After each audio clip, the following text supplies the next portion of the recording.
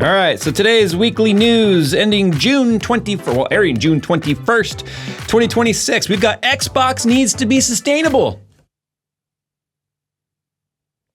U.S. government orders Anthropic to disable AI frontier models worldwide. Steam Machine benchmarks have leaked, showing that it's more than likely launching here very, very soon, and GTA 6 pre-orders next week. Now, we've got more than just that to cover, but stick around, grab a cold one, grab a warm one, grab your friend, and be careful where you grab them. Make sure it's appropriate and welcomed. I'm gonna just go and welcome this ad before I put my foot deeper into my mouth.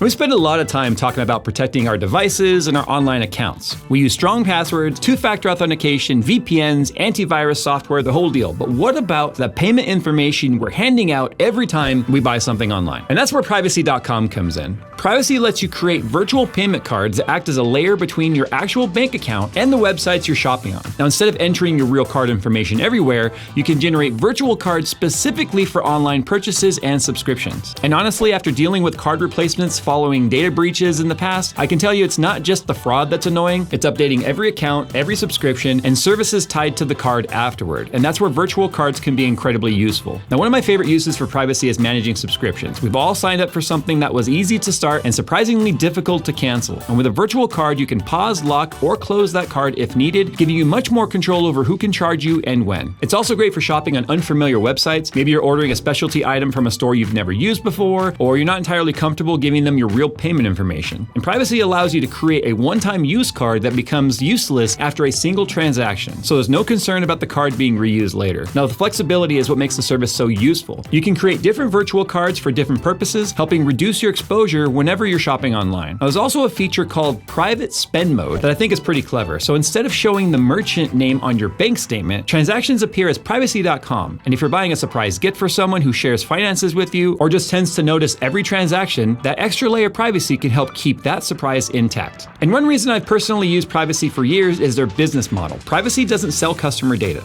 Unlike companies that monetize user information, privacy earns revenue from merchant transaction fees, not from selling your information and personal data. If you'd like more control over your online spending and an extra layer of protection for your payment information, head to privacy.com/Jays2Cents and claim your $5 sign-up bonus. That bonus can be used towards your first purchase. Again, that's privacy.com/Jays2Cents. Or check out the link below and see how privacy can help simplify and secure your online shopping. So we do have an outline for our show, and it's just kind of funny. Somewhere something got messed up where we talk about the opening hook, right? About the first minute. And then it says main story starts at 9-minute mark. But there's nothing between minute 1:30 and minute 9. So I'm just going to sit here for 7.5 minutes.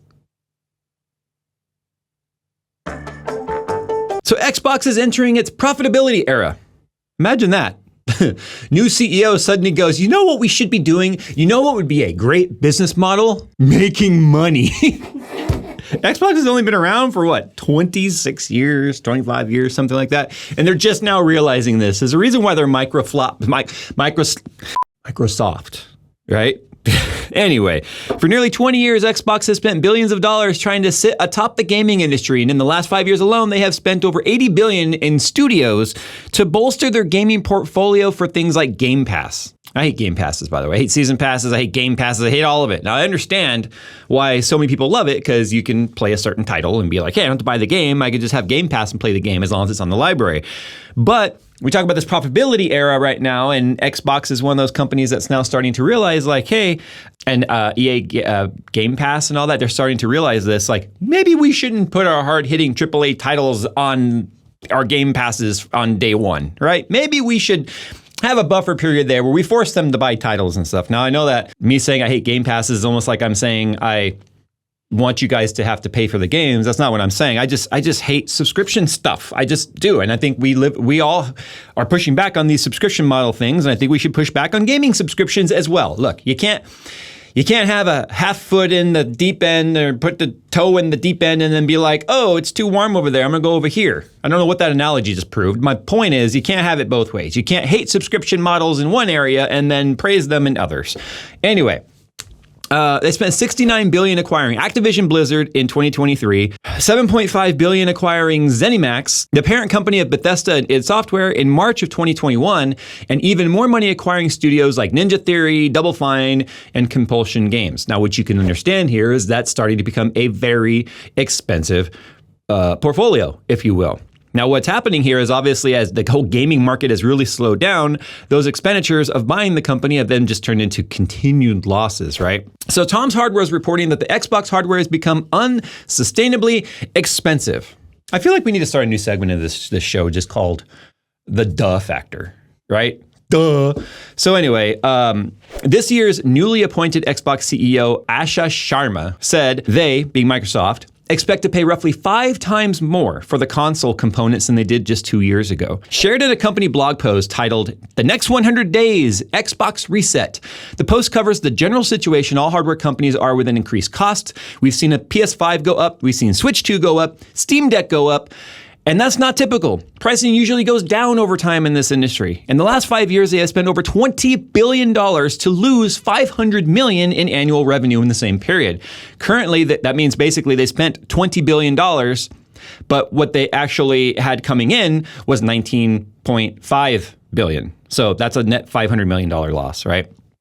Currently, they only make $3 operating margin for every $100. Now, the traditional console business model is breaking down, ironically, in no small part thanks to Microsoft and other companies driving up the RAM and SSD costs across the board for the AI chase. So what we have here is Microsoft on one hand going AI, Copilot everything, let's start licensing Claude and all this other shit that's driving those markets up, that's affecting the very costs that they need to produce their physical markets like Xbox and stuff, and then going, this is too expensive. We can't understand why it's so fucking expensive. Look, this is quite literally the meme of the guy riding the bicycle, sticking the stick in the front, flipping over it, and then pointing at the bike. These are billions of dollars worth of company, and they're too stupid to realize they helped produce the problem. So as far as I'm concerned, you made the fucking bed, sleep in it now, lie in it. You literally helped drive the prices up with the demand and all the whole Microsoft shit of like AI everything, AIO, and then suddenly you're over here going, oh, this is unsustainable. It's 5 times more than I did 2 years ago. Oh, we can't do this. Anyway, so one of the things that they're looking at potentially doing here too is branching Xbox off as its own company. That's not going to change anything. The market is still the same. Now, I think one of the reasons why they want to do that is potentially to deal with the operational cost loss. And now I'm not going to get into it today, but when it comes to business modeling, especially here in the US, when your companies operate at a loss, there's a lot of additional incentives you can get from the government and such. I don't know that they're doing that, but I think that could potentially be it. So they could separate the software division from the Xbox division entirely so that they can operate under their own fiscal budgets and stuff, and then maybe have some restructuring in there that only affects Xbox, and because right now it's a product of Microsoft, it would be its own company. But just now, they're talking about sustainability. But the Xbox philosophy over the past few years has been about engagement, subscribers, Game Pass, and the ecosystem growth, right? So like we talked about Game Pass and subscribers, and I personally hate subscribing to gaming services. Anyway, but now the leadership is using terms like sustainable, profitability, healthy business, every buzzword they ever learned in their frickin' business classes in school. Anyway, now this statement comes directly from Satya Nadella. We've invested a lot. No one can accuse Microsoft of not having invested for the last 25 years. And now we have to turn this into a sustainable business that delivers what is fundamentally one of the best sources of entertainment. The challenge we have is that we've not been monetizing that entertainment. If anything, we've been subsidizing that entertainment. In fact, there's more monetization of Xbox games happening on YouTube than at Microsoft. Now here's the irony. Unfortunately, because what is happening with the cloud and AI, the prices have gone up. It's happening with PCs, it's happening with phones, and Xbox is impacted as well. The scarcity of semiconductor supply and memory in particular is having a massive impact on consumer electronics. That's a temporary thing, and that I think we'll get through. It is not going to be permanent. There is a permanent thing though, which is, what's the Xbox model going forward? PCs and consoles have their place. Obviously, mobile has people playing elsewhere. And so we have to now bring it all together while staying true to what we've always done. Apparently what they've always done is lose money. That's what they're saying anyway. But I just love the irony statement about over here talking about the AI frenzy causing the prices to go up, which is now affecting their model, when Microsoft has been one of the leaders charging the whole frontier of AI, not AI frontier, but frontier that AI is, and now complaining that it's affecting one of your businesses. So it's kind of crazy to me. So yeah, that's just one of those stories where it's kind of like, I don't feel bad for them. I truly don't. I mean, they're now at a macro business level. They are now feeling what we've been feeling as consumers, just on a much larger scale. And as they are literally customers of Claude, and then obviously developing Copilot and all that stuff. Insert your analogy here. You made the bed, now lie in it. You set the fire, now burn in it. I don't know, whatever. If you can't stand the heat, get out of the kitchen. Just put your favorite quote in. In fact, put your favorite quote down below about the irony here when it comes to Microsoft. Anyway, moving on now when it comes to the gaming industry, and one of the things that makes sense as to why they're saying the sustainability part and the profitability is lacking. Studio closures are happening. Now, this was first broken by Kotaku, and Kotaku is definitely one of the world's leading gaming sites. And when it comes to information that makes its way on Kotaku, it's usually pretty believable here. It hasn't been fully announced yet, but there's a lot of people that work at these companies. And when they start getting some potential rumor mill buzzing inside of their own industry, typically they'll start to leak this stuff out themselves, just to kind of get the public on their side, if you will. But the developers of the Peabody Award-winning South of Midnight is looking at an imminent closure. Still rumored, though, information that more Xbox studios are facing closure, including Double Fine. They're the makers of Psychonauts, Ninja Theory, known for Hellblade, and that comes specifically from Bloomberg. But it's been reported that studios are being given time to either find a new owner or possibly buy back their independence. I love that. Hey, we bought you. You're not really working out for us. Do you want to buy yourself back? That's kind of what's happening there. So you might be asking yourself, why did Xbox buy all these studios in the first place? It was either to bolster their Game Pass stuff, because the more studios they own, they can add to Game Pass, and then they can keep 100% of the proceeds of Game Pass. Because you understand, when the way Game Pass works and all these different gaming studios is a good chunk of the Game Pass goes to the titles as they're played and downloaded and such. It's kind of like a timeshare, if you will. But if you own the studio that is included in your Game Pass, you get to keep the entire proceeds of the Game Pass. That's why so many Xbox titles are included in Game Pass, because it's kind of like, hey, they're not buying necessarily the title, but if they play the title through Game Pass, we keep 100% of the proceeds of Game Pass. So that's one of the reasons why it was kind of thought that Xbox, Microsoft, whatever, was going on like this buying frenzy of buying all these development studios and stuff. But like we just said, if the titles are not popular, the people aren't playing them, they're not downloading them or buying them or whatever, then it was a purchase for the sake of purchase, but it's not making its money back. You know who that really pisses off? The investors. And that's unfortunately the dirty side of certain types of capitalism here, is that the investors are king, and what the investors want, that's what you have to bow to, not necessarily the right move. Consumers are who you truly should be listening to. Investors are just greedy. They just want the money. That's why they're investing, right? So anyway, for one, it was to, like I said, bolster their Game Pass lineup, but then they increased the subscription prices and lost subscribers. So it's kind of like a double swing. They slashed through all of the development companies, and then they slashed the other way of raising prices. And by slashing, what we're actually slashing here is your consumer base, right?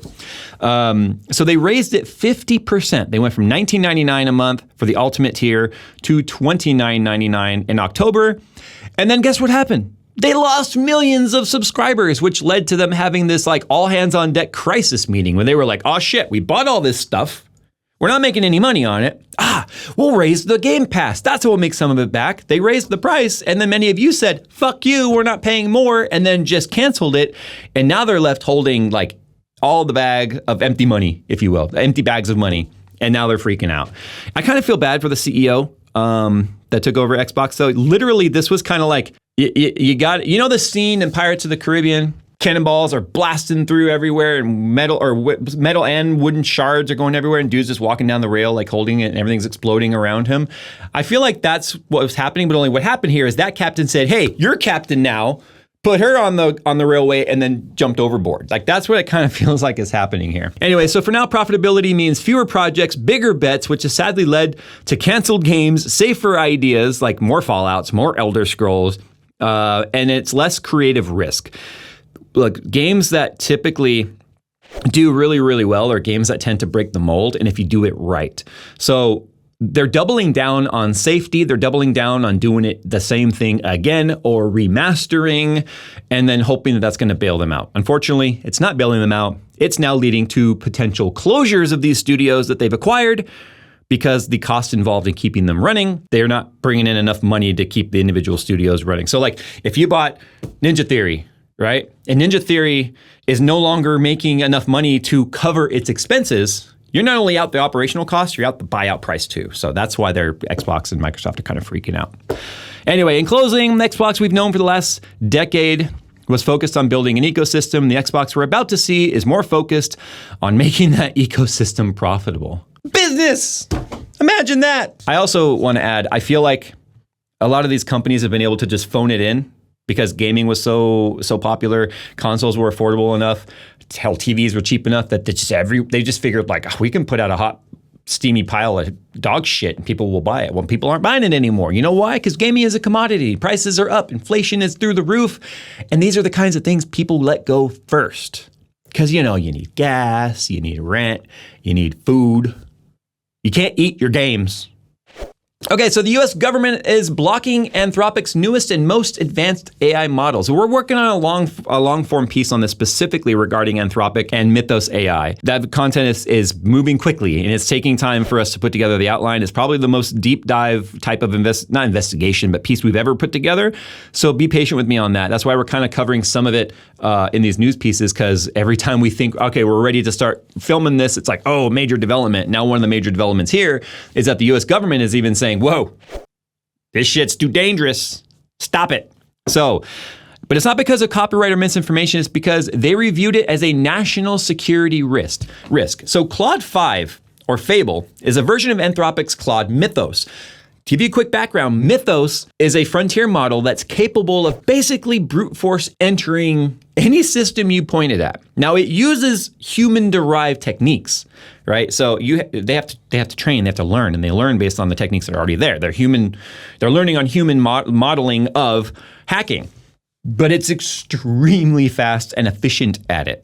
So it's become extremely dangerous because what you pointed at, it will gain access to. But Jay, couldn't you just use the same model to defend it? Absolutely. And they have, and they did, and they tested that. And guess what happened? Complete runaway to where as fast as it was getting hacked, it was getting defended and then cracked again and then defended again and then cracked again. And it was just absolutely insane. Now, the problem is, these were some of the most advanced hacking techniques and some of the most advanced InfoSec defense techniques. What happens when you point it at legacy infrastructure, power grids, banking systems? Do you have any idea what a toothpick foundation our entire digital society is built on right now? Mythos is considered to be far too dangerous. Now, that is the non-public facing version of Claude Mythos. Now, Claude 5 Fable is the same version of Mythos, but it's basically the public-facing version where you can't do what I just said it could do. However, it can be jailbroken and then made to do the thing we just talked about. So basically, this is one of those oh crap, did we just engineer our own demise? And so there's a huge fear now because, as you can imagine, something like that could absolutely be incredibly weaponized in digital warfare. So as you can imagine, governments everywhere are very concerned about this. Think about where we are today in 2026. And these are the types of concerns we're talking about with tech. Doesn't it seem like such a simpler time when our biggest concern was whether or not TikTok was stealing your information? Right? Man, how things have... how the turntables. The jailbreak, though, it's changing everything. Now, this is via Tom's Hardware. According to David Sachs, a venture capitalist and tech investor who served as President Donald Trump's AI and crypto czar during the first part of his second term, he officially stepped aside from this role to become co-chair of the President's Council of Advisors on Science and Technology, or known as PCAST. Now, the administration was informed that Anthropic's Fable 5 safety guardrails had been bypassed. That was only the natural progression. Anything you lock down becomes nothing but a target to unlock. The lock itself makes you go, what's inside there? It's like a glowing chest in a video game. Yeah, right? every game that has a sparkly thing above it, right? Or that one brick in the wall that's a different pattern than every other brick or a different texture, you're like, I bet you I can interact with that brick. It immediately grabs your attention. Anyway, the administration says it asked Anthropic to either fix the vulnerability or temporarily pull the model. The problem is you can't pull this stuff. Once it's there, it's there. It's such a weird world. Anyway, Anthropic reportedly believed the issue wasn't severe enough to justify taking the model offline. Now, while the administration disagreed and responded with export controls, Anthropic has disputed part of the government's characterization of the incident. So what's sort of happened here is the government said, hey, you need to take it offline. And then Anthropic's like, no, we're not taking it offline. It's not as bad as you says it is, as you say it is. And the government said, fine then, you can't sell it to nobody. Now we're getting into a whole different discussion I'm not going to talk about today. But now we're talking about it being controlled and limited basically as a digital export, if you will. And now Anthropic is fighting back on that. It's kind of funny though, because Anthropic was one of the first people to actually say their own development was too dangerous. So if you got Fable, which is the same mythos we just talked about, Claude Mythos versus Claude Fable 5, and you say Mythos is too dangerous, but Fable can do the same thing Mythos can, but with these safety rails put in place, and then you tell them the safety rails have been bypassed, and they say that doesn't matter. What? Am I the stupid one here not understanding this? Like, okay, whatever. Now, here's the ironic part about all of this. Because it's now falling under export control, that means any non-nationalized or U.S. national citizen, like nationalized citizen, basically born in the U.S. or already a U.S. citizen, et cetera, these studios have a lot of foreigners that are brought into countries and work under work visas to work in these development studios and such. That means anyone that is currently in Anthropic that is on a work visa and is not a nationalized citizen can't touch the product that they're building or working on. So it's going to be really interesting to see how this works out. It's just, maybe this is just sort of the spark before the giant brush fire that we need people to see to maybe start pumping the brakes on some of this AI stuff. But that's not going to happen. You know why? Because greed. Anyway, last year the AI race was all about who had the smartest. Now it looks like who controls the smartest, right? There was no surprise that was going to happen. Anyway, let's talk about the download, the rapid fire, if you will. So Steam Machine release date might be as soon as June 29th, and that comes to us via Digital Trends. FCC filings point to a June 29th date.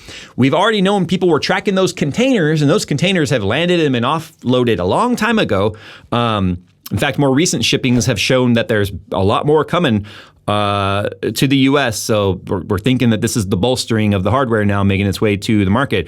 FCC filings point to a June 29th date. Leaks suggest already in reviewers' hands. There are benchmarks, actually, and we'll talk about that down below here in a second. No, we do not have one. No, we have no contacts at Valve. Don't know how that's happened over the years. But anyway, I digress. Sounds like it's actually finally going to happen here.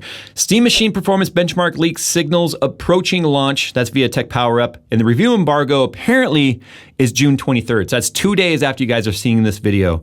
And then there's some more benchmarks that were leaked specifically on X or on Twitter, whatever you want to call it right here.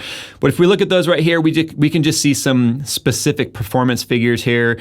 It beats the PS5 in single-core CPU test. It beats the Xbox Series X in single-core CPU test. Runs on heavily optimized version of SteamOS, and review units are reportedly already circulating. So, without gaming benchmarks, though, this was just like CPU single-core stuff. It's impossible to know how it will really stack up against AAA titles. So we're just going to have to see and what those numbers actually end up doing here. But when I say beats such and such on single-core performance, we're talking like 165% difference with Valve Fremont versus PlayStation 5. A 6.7% loss in multi-core performance, though, for the same CPU. So it's like single-core looks really heavily optimized, but multi-core, at least, we'll wait and see.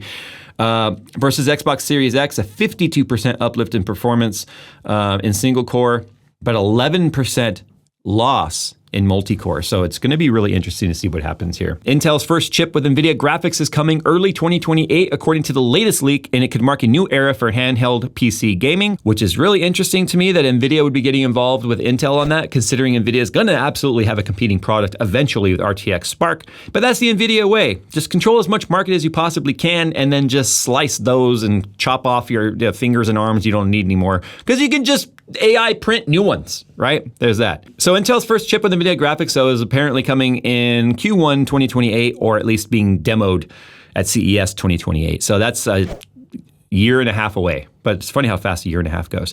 Cover art for GTA 6 has been revealed. I don't know why this is a story. I guess it's just a thing, right? People love the Sin City-ish style outline comic book art of the GTA 6 stuff. But the pre-orders are apparently opening Thursday, June 25th. Pre-order, whatever. As you guys know, it is not going to be launching on PC, though, for at least a year after that. I'm actually debating on getting it and playing it on...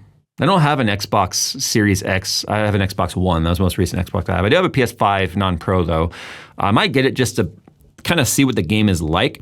That way I can actually, when the game comes out on PC, do some PC versus console comparison, and then I'll at least be somewhat familiar with the story.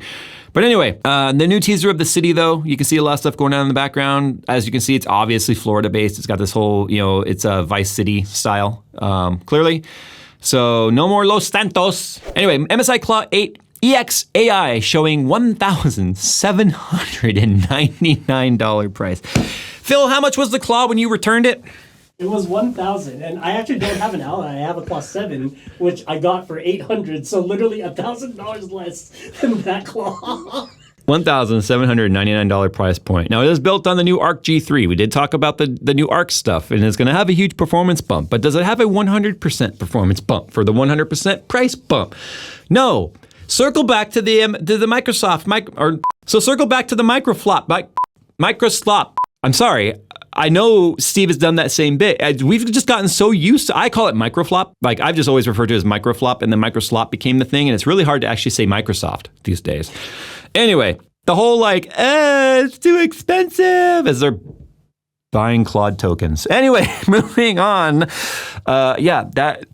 The problem is now, so one of the reasons why the handheld pricing is really high, and always has been high, and it's even higher now, handhelds specifically have unified RAM, which means the GPU and the CPU access the same RAM buffer. That RAM has to be really, really, really fast, specifically for the GPU. So, because of the speeds at which they're needing that, especially with the pricing right now for, obviously RAM and NAND, that's why the faster the RAM, the more rare that silicon is going to be, the more valuable that silicon is. The price is literally doubled at that point. The people that would be using handheld for gaming are not necessarily the same customers that would be buying gaming laptops, because you can't hold a laptop and play it the same way you can a handheld, right? It's a totally different use case, but it is totally encroached on gaming laptop models that have better hardware and perform better. Again, not apples to apples, but still a price comparison nonetheless. So that's just like, what the hell is happening here? On the pricing model here, SanDisk announces $3,000 PS5 SSD. Like what?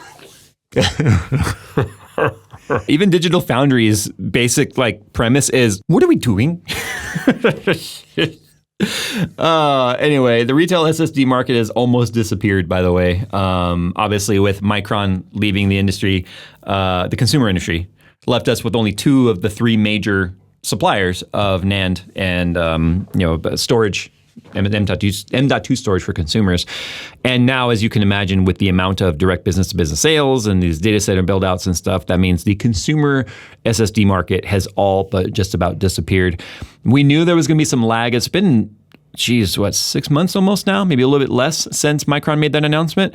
And now we're starting to really, truly feel it. And yeah, so that's why we're just really holding our breath that the other brands like CXMT and some of the other guys can start maybe making some US product. But right now, all the stuff they're producing is China market. It's not even coming to the US. So it's just, RAM will be there. RAM is still there. It's just really, really expensive. We might seeing the drives quite literally disappear from shelves. It might look like COVID again when you go there and then you see all the empty hangars where stuff was supposed to be and there's nothing there. Anyway, okay, Gears of War E-Day system requirements are here, and it might be bad news for GTX 10 series cards and, well, storage in general. This comes to us via PC Gamer. Minimum specs ask for a 2060 and 130 gigabytes of SSD storage. This guy is GOAT. The 1080 Ti, even the 1080 non-Ti, was amongst some of the most goated GPUs of all time. In fact, even Jensen recently was like, oh, this was my favorite one when he was signing it. It was like, yeah, because it was right after this when you really knew what you were putting yourself in business for. But I digress. A lot of people could still get away with playing this card, or using this card in games. But as we see minimum requirements now potentially exceeding this, especially if that means they're potentially requiring upscaling and or DLSS. So we talked about the fact that a lot of developers really like to lean on those technologies for optimization, if you will. That's the only reason I could explain why a 2060 would be recommended over a 1080 Ti. Because in terms of raw performance and raster, a 1080 Ti outperforms a 2060. But the 2060 has tensor cores and RT accelerators, and the 10 series does not. That's the only reason why I could think that that's going to be, which leans into more evidence that we are potentially going to see brands doing less optimization for hardware and just more reliant on AI upscalers and other technologies that are on the software stack rather than relying on the hardware itself. All right, well, that's all for today. I'm just, you know what? A lot of really interesting stories on here that we're not really, we don't like to lean into the doom and gloom, you know that? I mean, just sometimes it's important to put your finger on what's happening in the industry. I just love the Microsoft story so much. That's hilarious to me. It just seems to me like from the outside looking in, that's like the most obvious, but it's clear that those two divisions don't talk to each other. So that's why I feel like if Xbox does end up being sliced off into its own company, that means when it becomes completely non-profitable, they can just close it down entirely. And then it becomes Xbox Game Pass, game mode on PC, and that's the only way it exists anymore. Anyway, what story resonated with you guys mostly this week? How many of you are going to be actually buying the GTA 6 console edition, or are you going to hold out for PC? And with that, I'm going to go ahead and get on out of here. Thanks for watching our weekly tech news. If you guys have anything that you think is interesting that we should cover, make sure you guys comment in the video down below, and maybe it'll make it into next week's video. And something else I kind of want to start adding into these series here is maybe like from the community types of posts where we take some of your comments from this week and then actually respond to them next week. So make sure you guys are interacting down below. If you got a good comment that we think would be something we can respond to next week, we will do that. All right, guys, thanks for watching. As always, we'll see you in the next one.